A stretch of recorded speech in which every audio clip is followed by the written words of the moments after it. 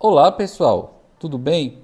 Hoje continuaremos falando sobre o sistema nervoso, mais especificamente sobre células que dão suporte estrutural e funcional aos neurônios. Essas células são denominadas de células da glia ou neuróglia e possuem funções diferentes dos já conhecidos neurônios. Se esses últimos são responsáveis pela transmissão de impulsos nervosos, as células da glia, em vez disso, fornecem sustentação aos neurônios, desempenhando seu papel de maneiras diferentes.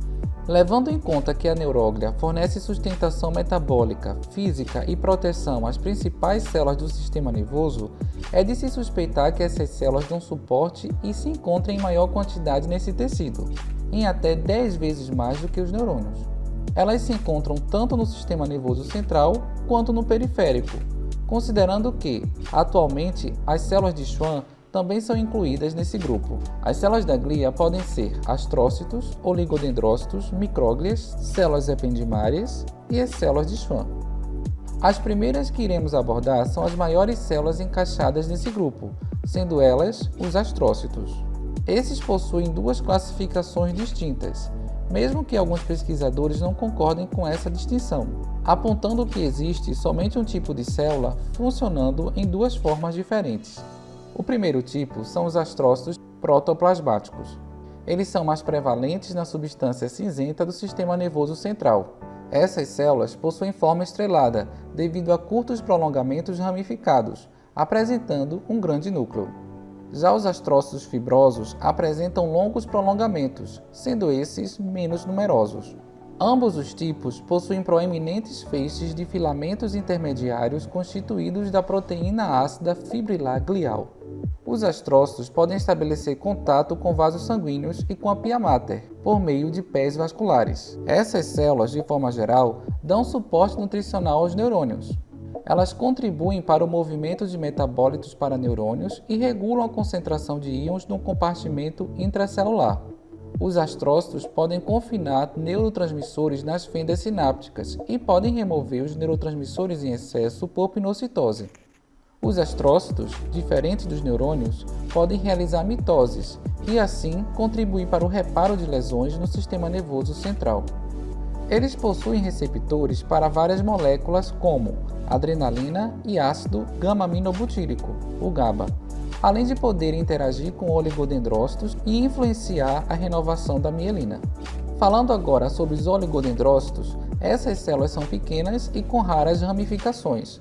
Podem se apresentar tanto na massa cinzenta quanto na massa branca, contendo um núcleo relativamente pequeno. É a célula responsável pela formação da mielina no sistema nervoso central. No sistema nervoso central, a bainha de mielina é formada com camadas concêntricas da membrana plasmática de oligodendrócitos. Eles geralmente estão dispostos em fileira entre os neurônios. Um único oligodendrócito pode mielinizar vários axônios vizinhos simultaneamente. As células de Schwann se encontram no sistema nervoso periférico e podem ser comparadas com os oligodendrócitos do sistema nervoso central, pois são responsáveis pela formação da cobertura mielínica e amielínica dos axônios. Entretanto, uma diferença marcante entre eles é que as células de Schwann conseguem envolver com mielina somente um axônio. São células achatadas com o núcleo acompanhando seu formato, e o plasmalema das células de Schwann, enrolado várias vezes ao redor do axônio, é o que chamamos de mielina. As interrupções regulares que encontramos na mielina, apelidada de nódulo de Ranvier, indica a interface, o espaço entre as bainhas de mielina de células distintas. A desmielinização, ou seja, a perda de mielina ao redor do axônio, pode ser causada por vários motivos, seja por doença autoimune, como na esclerose múltipla, ou por terapias radiativas e quimioterapias. A bainha de mielina no sistema nervoso central difere daquela do sistema nervoso periférico. Os oligodendrócitos expressam durante a mielinização proteínas específicas da mielina, que são diferentes daquelas expressas pelas células de Schwann. Além disso, os nódulos de Ranvier são maiores no sistema nervoso central que no periférico. Trazendo o olhar para as células microgliais, elas se apresentam como membros do sistema fagocitário mononuclear, sendo elas pequenas e escuras com citoplasma escasso e prolongamentos irregulares. Elas são pequenas quando comparadas às outras células da glia, são responsáveis normalmente por cerca de 5% de todas as células da glia no sistema nervoso central do adulto e têm uma participação importante na remoção de células que morrem por apoptose durante o desenvolvimento do sistema nervoso central. Diferente das outras células encontradas no tecido nervoso, essas células se originam na medula óssea e não do tubo neural. Elas são responsáveis pela apresentação de antígenos e secreção de citocinas, além de remoção de fragmentos e estruturas lesionadas no sistema nervoso central.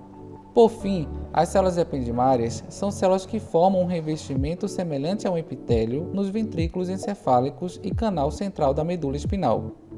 Elas formam a única camada de células cuboidais acolunares que tem características morfológicas e fisiológicas de células transportadoras de líquidos. Em algumas regiões, podem apresentar cílios que contribuem para a movimentação do líquido céfalo-raquidiano. Possuem microvilosidades que participam na absorção do líquido cerebroespinal. Algumas células modificadas nos ventrículos do encéfalo participam na formação do plexo coroide, que secreta e mantém a composição do líquido céfalo-raquidiano. E esse foi o vídeo de hoje. Esperamos que tenham gostado e que compartilhem com seus amigos, para que possam conhecer um pouquinho mais sobre o corpo humano. Aproveitem e assistam outros vídeos aqui do canal. Muito obrigado por nos assistir e até a próxima.